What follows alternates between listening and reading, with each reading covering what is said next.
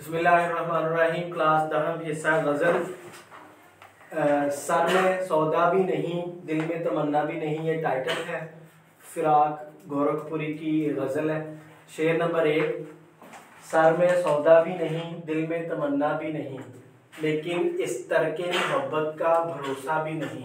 तरके मोहब्बत यानी कि आपने ये ज़ेर का साउंड देना है, ठीक है ना। तरके मोहब्बत पढ़ना है इसको।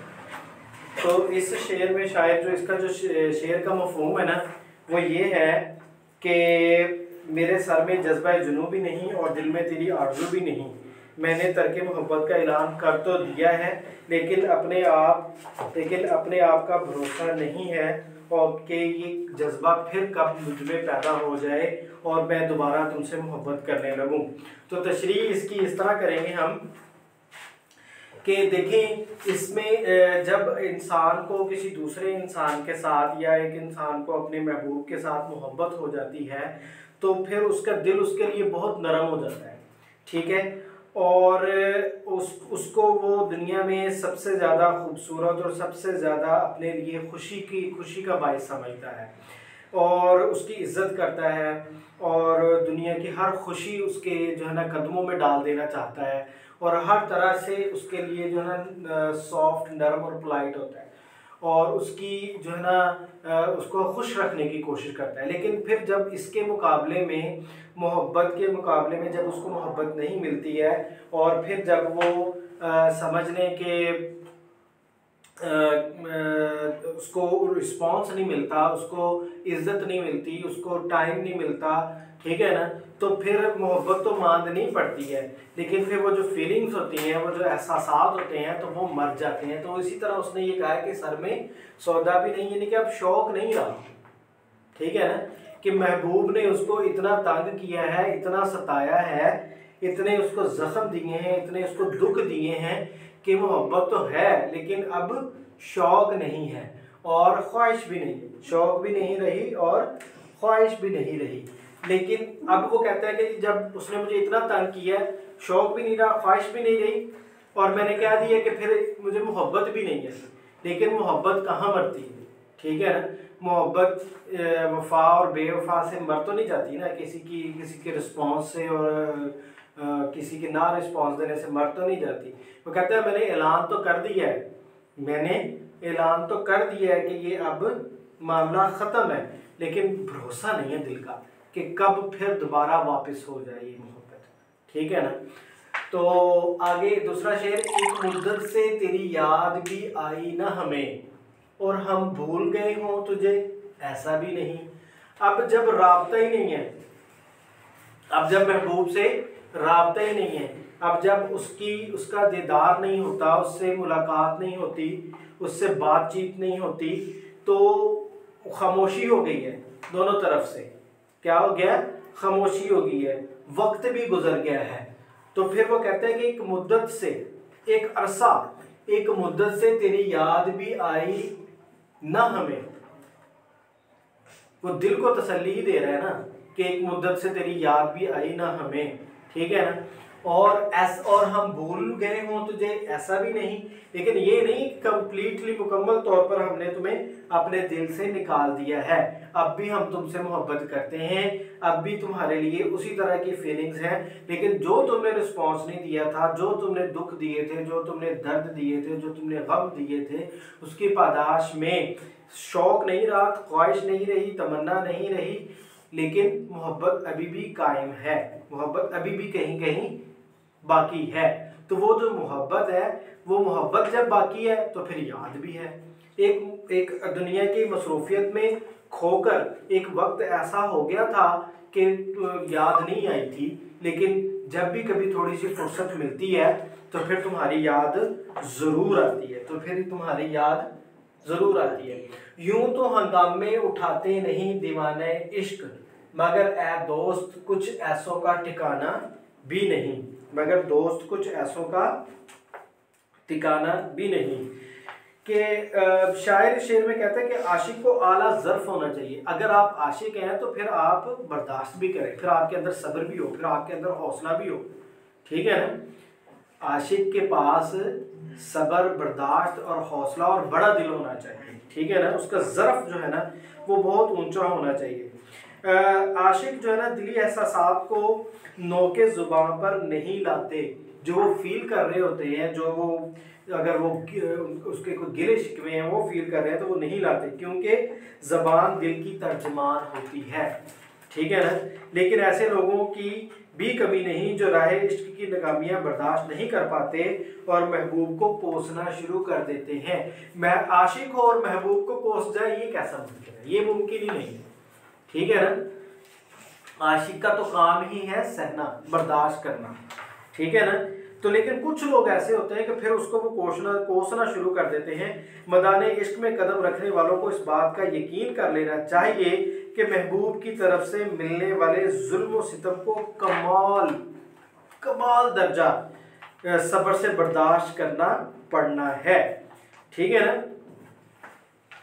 तो यानी कि हंगामे उठाते नहीं दीवाना इश्क, इसका मतलब यही हो गया कि अगर महबूब ने कोई आपको कोई जुल्म सितम कह दी कर दिया है आपके साथ, या कोई जो है ना मतलब यानी कि ऐसी बात कर दी जो आपके दिल को चुभ गई है, तो फिर वो ज़माना आलम में आम नहीं करनी, वो फिर उसका बवेला नहीं मचाना, उसका हंगामा नहीं करना, फिर इस तरह तो वो उसकी बेइज्जती होगी। और आशिक अपने महबूब की बेइज्जती होने दे तो ये नहीं मुमकिन, ये फिर वो जो ना वो पक्की मोहब्बत नहीं है, फिर वो आशिक नहीं है कि जो बर्दाश्त ना करे। तो मगर ए दोस्त कुछ ऐसों का ठिकाना भी नहीं, लेकिन कुछ ऐसे होते हैं फिर कि जो महबूब को जो है ना वो कोसना शुरू कर देते हैं, ठीक है ना।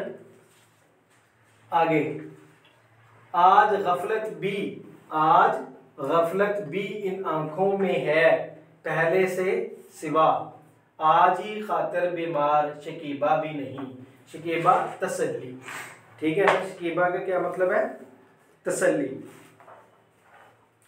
तो इसका मफहूम यह है कि आज महबूब की आंखों में पहले से ज्यादा गफलत दिखाई दे रही है। आशिक जहां पर बहुत हौसलामंद होता है ना, जहां पर उसके अंदर बहुत ज्यादा सब्र होता है, वहां पर वो बहुत ज्यादा हसास भी होता है। महबूब की जो है ना मतलब यानी कि एक घूर के देखने की बात है कि वो ऐसे जो है ना मतलब कि मायूस हो जाता है, वो गमगीन हो जाता है, वो जो है ना मतलब दिल बर्दाश्ता हो जाता है कि कहीं मुझसे कोई गलती तो नहीं होगी, कहीं मुझसे कोई मसला तो नहीं हो गया, कहीं अब इसका दिल मेरी तरफ से तो नहीं दुख गया, ठीक है ना।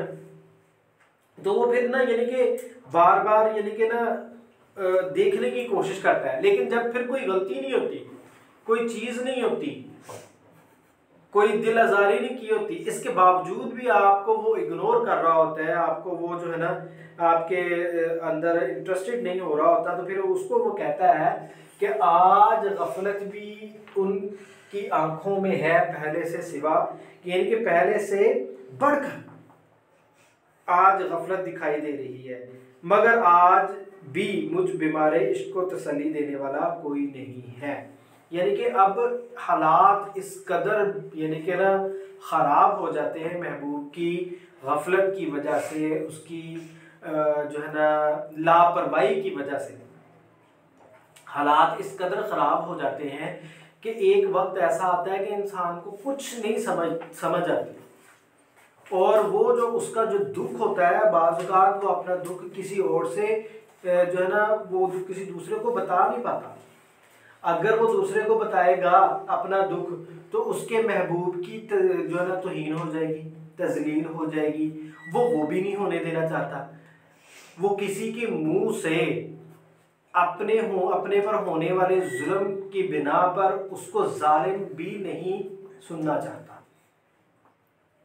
और फिर हालात इस तरह के हो जाते हैं कि मायूसियाँ भी हो जाती हैं, और जो है ना वो समझ लें कि वो दिल छोड़ जाता है इंसान, और कश्मकश में पड़ जाता है इंसान, ना इधर का रहता है ना उधर का रहता है, ठीक है ना।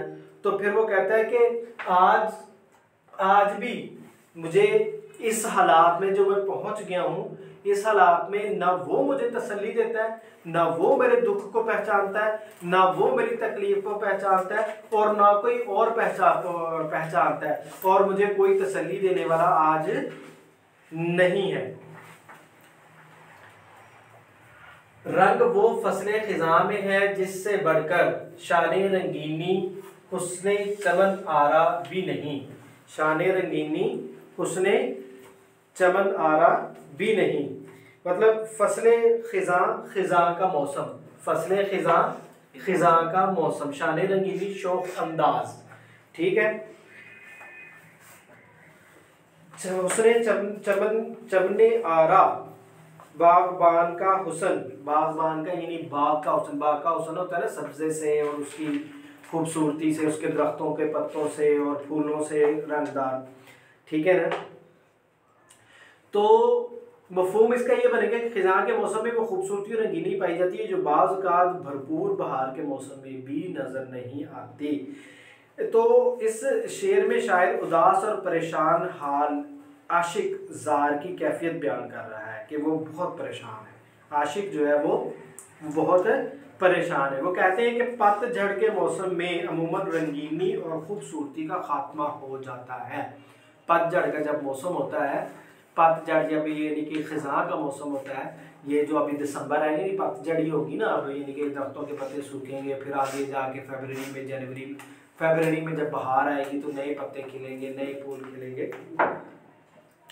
और बागात उजड़े हुए मालूम होते हैं, रौनकें रुखसत हो जाती हैं और उसकी कैफियत उदास दिल की सी हो जाती है। महबूब के सताए हुए आशिक के लिए जो सुकून और राहत तन्हाई के मौसम में मैसर आती है वो बहार के दिलफरेब मौसम में भी नहीं आती। तो महबूब का जो सताया हुआ है, महबूब का जो सताया हुआ आशिक है, उसके लिए जो सुकून है, उसके लिए जो आराम है, उसके लिए जो राहत है वो तन्हाई के मौसम में है कि जब वो तन्हा हो, उसे कोई डिस्टर्ब करने वाला ना हो, तो वो उस गम को अपने ऊपर मुकम्मल तौर पर हावी करके उस गम के में टूटे, उस गम में बिलके, चिल्लाए, रोए, आंखें लाल करे, ठीक है ना, और जो है ना नोहा करे। तो वो तन्हाई में ऐसे होता है, इसलिए वो खामोश माहौल में तन्हा रहकर जिंदगी की हकीकतों को समझने की कोशिश करता है। अच्छा खासा बैठे बैठे गुम हो जाता हूँ, अच्छा खासा बैठे बैठे गुम हो जाता हूँ, अब मैं अक्सर मैं नहीं रहता तुम हो जाता हूँ।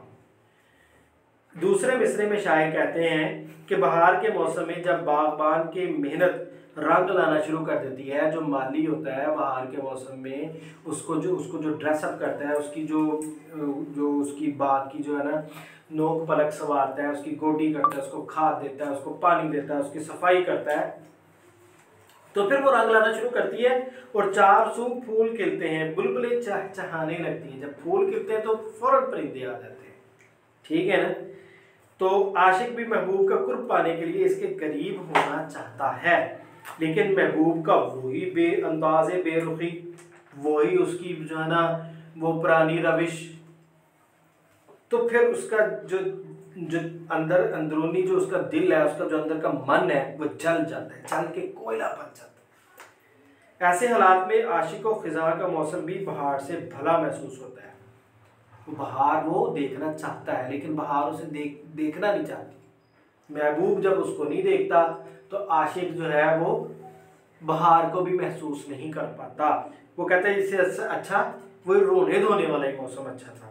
वो दिल ही दिल में सोच रहा होता है कि काश बहार का मौसम ना आता और मेरा दिल महबूब के लिए ना मचलता। जब मौसम अच्छा होता है, जब हवाएं अच्छी चलती हैं, जब खूबसूरती छाती है, जब कुदरत अपने रंग बिखेरती है और खुशबुएं बिखेरती है, तो महबूब की याद तो आती है और महबूब की बेरुखी का सामना ना करना पड़ता है। ना बहार आती, ना खूबसूरती फैलती, ना खुशबुएं फैलती, ना महबूब की याद आती और ना फिर जो है ना महबूब बेरुखी करता और ना ही मैं फिर मेरा दिल जल के कोयला बनता और मैं कहता कि इससे अच्छा वो रोने धोने वाला मौसम ही था, वो खिज़ां का मौसम ही था, ठीक है ना। बात ये है कि सुकून दिल वहशी का मकाम, कंजे ज़िंदा भी नहीं, वसते सहरा भी नहीं, ठीक है ना। तो उसमें वहशी क्या है जी, वहशी है दीवाना दिल है, पागल दिल है। गंजे जिंदा जो है ना जेल का गोशा, जेल की जगह, कैद खाना, वसत फैलाओ, सहरा जंगल, वीराना भी कह सकते हैं आप उसको।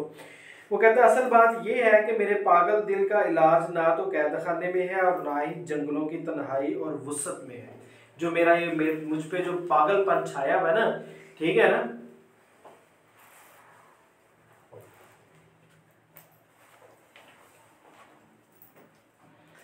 जो मुझ पे पागलपन छाया हुआ है, ये पागलपन का इलाज कहीं भी मौजूद नहीं है। तो शायर कहता है कि जिंदगी तो सुकून दिल का नाम है। अगर आपको दिल का सुकून नहीं है ना, तो आपकी जिंदगी में जितनी मर्जी नेमतें आसाइशें हैं तो कुछ भी नहीं है। लेकिन ये सुकून दिल आशिक की जिंदगी से इस तरह निकल चुका है जिस तरह तीर कमान से निकल जाता है। अब आपने दिल दे बैठे, अब आप अपना दिल दे बैठे और समझ रहे कि सुकून दे बैठे। आपने अपने दिल का सौदा कर लिया, दे के खुशी का सौदा कर लिया, खुशी से मुतबादिल कर लिया, आपने दे दिया और साथ में खुशी भी दे दी। इसलिए वो दिली करार की तलाश में दर बदर की ठोकरें खाता फिरता है, महबूब को मनाता है, कभी इस तरीके से, कभी उस तरीके से, कभी जो है ना किसी हीले बहाने से, कभी किसी हीले बहाने से कि महबूब किसी न किसी तरह मान जाए, किसी न किसी तरह मेरी तरफ रागिब हो जाए, अट्रैक्टिव हो जाए, मेरी बात मानने लगे, मुझे टाइम देने लगे, मुझसे प्यार करने लगे, ठीक है ना। यहां तक कि उसे करार और सुकून हासिल नहीं हो पाता जब तक उसे अपनी मंजिल नहीं मिलती, जब तक उसको अपने महबूब का दीदार, महबूब की टाइम, महबूब की ईमानदारी नहीं मिलती, उसे दिल का सुकून हासिल नहीं होता। वो अपने आप को पाबंदे सलासिल भी कर लेता है। पाबंदे सलासिल यानी कि तन्हाई में किसी कमरे में भी बैठ जाता है, दिनों महीनों तक बाहर भी नहीं निकलता और दुनिया से नाता तोड़कर जंगलों का मकीन भी हो जाता है। उसने ऐसा भी करके देख लिया, उसने अपने आप को कैद भी करके देख लिया, उसने जंगलों में भी निकल कर देख लिया, उसने वीरानों में भी निकल कर देख लिया, उसने मैदानों में भी निकल कर देख लिया, लेकिन उसकी जो दिली परेशानी है वो बढ़ ही नहीं रही।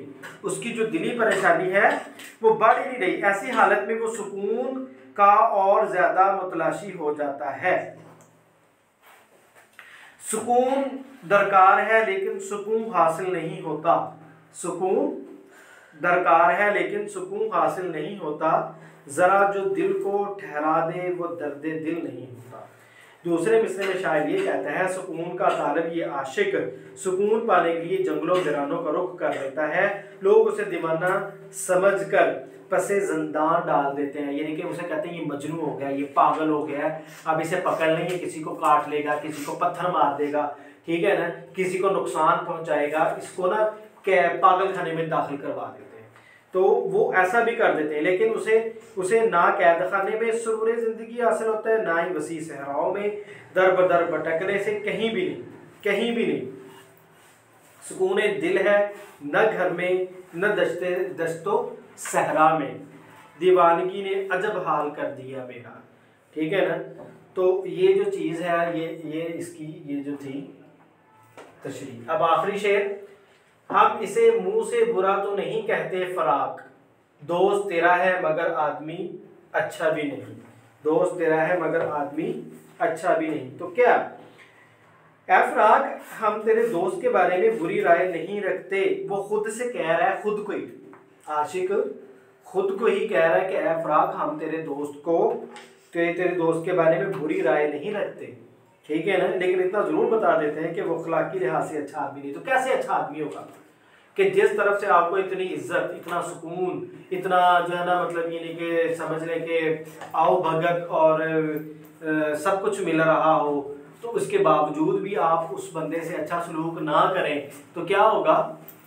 उस बंदे से अच्छा सलूक ना करें तो क्या होगा? आपको कहना ही पड़ेगा फिर ये बदअखलाक आदमी है, ठीक है ना।